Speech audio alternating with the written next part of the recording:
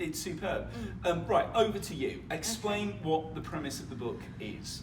Okay, so Outreach is about a young woman called Emily, and she moves to London. Recently graduated, wants a new career, wants to make a new life for herself, and she starts a new job. And basically, she struggles with getting into the swing of London life. She struggles with forming friendships with her flatmates and with her colleagues as well. And she struggles really to connect with her clients as well. She gets a job as a outreach worker, it's the title of the book, working with drug and alcohol users. But her manager, David, is very supportive. He's very encouraging, and he offers her a lot of praise. And essentially, she develops a crush on David.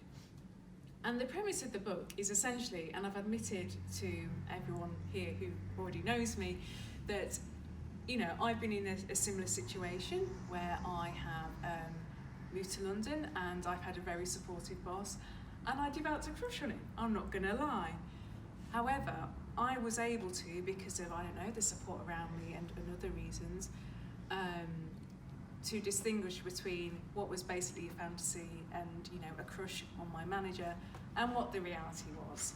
The reality being, he was a man who was my manager, probably not a good idea. He was married with kids, really not a good idea. And let's face it, he wasn't really interested. Is that right? It wasn't reciprocal. It wasn't. No.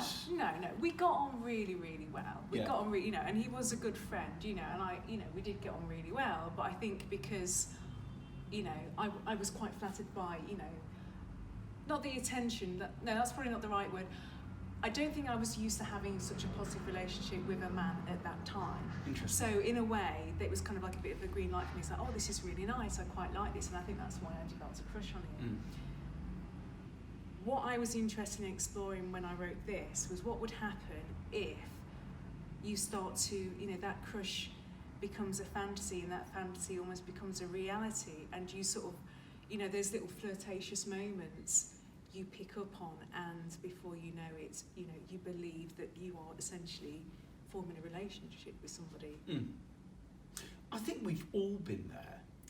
Whether you're a man or a woman, I think we've all had those kind of relationships